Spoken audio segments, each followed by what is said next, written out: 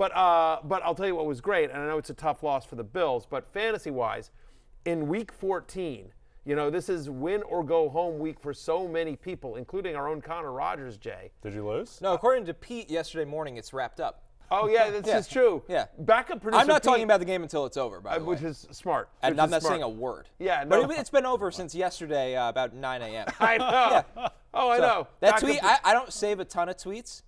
That tweet's printed out on my kitchen room table right now. I can't. We will dive into that as well, but make no mistake about it.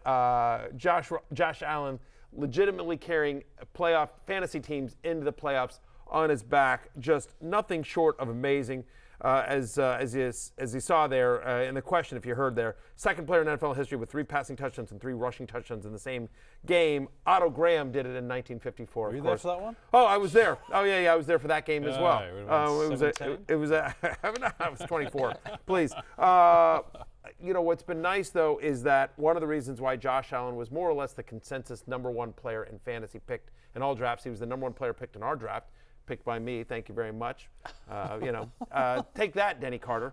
I pretty much was able to beat Denny with Josh Allen alone. I could have benched everyone and only started Josh Allen, and I think could have taken care of Denny. I don't know that there's a big fantasy takeaway here. The biggest one to me, the 2 big ones for me, obviously. I mean, he was awesome, and we'll get to the Rams side of the ball, which I think is a little more interesting.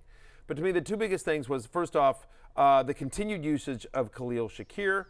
He's had only 2 games this year with single-digit fantasy points. He's been double-digit every single week since Week 7.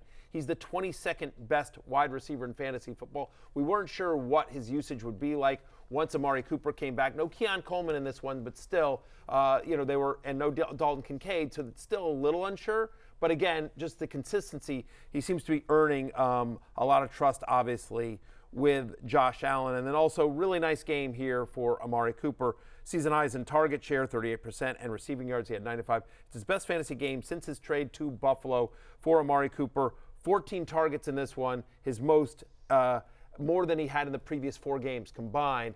Now, again, there was a shootout game. It was crazy. I mean, this is a game that was, whatever. What was it, 42-44? So I don't know that you expect this all the time, but I thought those were 2 really positive signs. The target share for Cooper is just such a big one because we've been wondering, can you keep riding this out and hoping with Amari Cooper? And this is a good sign that you can. And like you said, Matthew, the script. Now they play at Detroit, which hopefully it's hard to say will follow this script, but Detroit you think you'd rather throw against than run against, depending on what defenders are healthy and not. Josh Allen, crazy things should stay going for him, because of what that Detroit offense will also do to them. Yeah, definitely. And look, the Rams' defense isn't very good, but the last 4 weeks of the season, Allen gets Detroit, who don't have any players left on defense. But they can score. Yeah, and their defense is in such a bad spot that Dan Campbell's going for it on 4th and 1 when he's well within field goal range, because he doesn't think that his team can stop Jordan Love from getting 40 yards. And then after that, Patriots twice, and the Jets, and none of those teams have good pass defenses. So, yes, Allen's probably not going to be in shootouts against the Patriots. The Jets might be healthier by Week 17, but also their season may be over. Their season is over. Right. What you need Rodgers to play like he did this weekend, where you're in a shootout, and that's not a guarantee. The New England game does scare me a little bit because I think the Bills win comfortably, almost maybe too comfortably. Yeah. You want them to be challenged, where Allen is just in this crazy drop-back script where he's either running or constantly throwing all on his own, and you're not going to get over 50 fantasy points, but can you get 30 during the playoffs?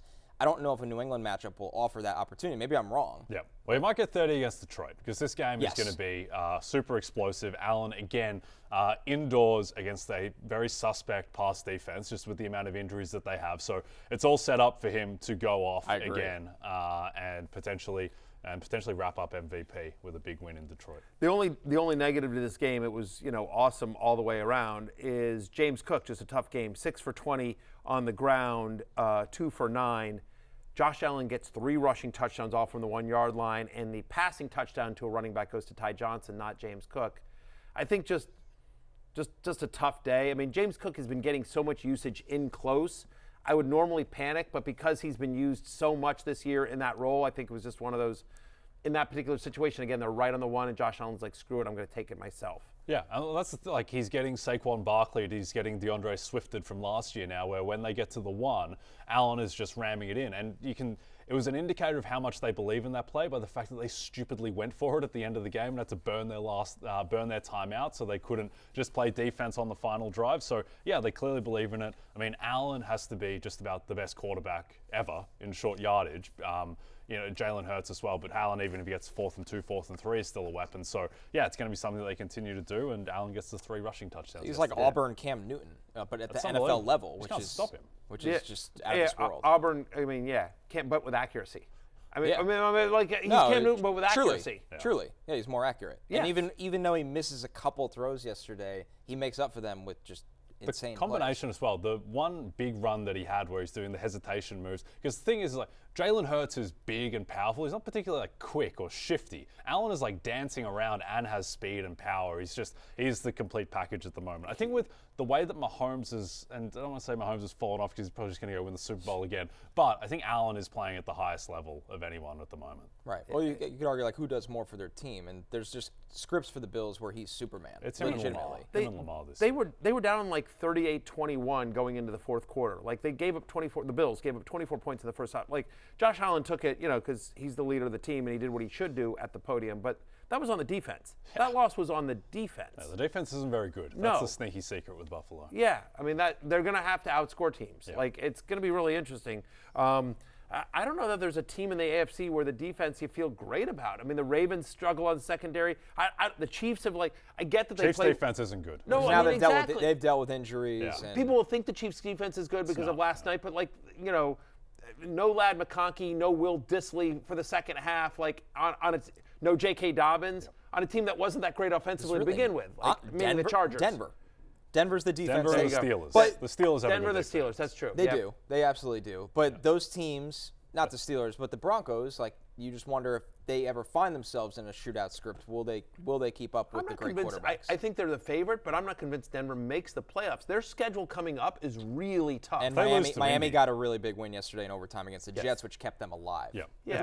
They're 2 games back of Denver, so they need that. But Denver's schedule the rest of the way is really tough. They got to go at Cincinnati. They play Kansas City in Week 18. Chargers. They play the Chargers on a short week. They're playing at the Chargers on a Thursday night after the Indy game. They come out of the bye. They play the Colts. The Colts will be off the bye too. That's not a gimme. And then they've got to go on 3 days rest to LA for the Chargers game. Yeah. It's all about the Colts game. If they win that game, they should be in. If they lose that, then the Colts have the tiebreak over them, and then it's neck and neck. And the Colts, by the way, they finished with Tennessee, the Giants, and the Jags. They may well run the sled.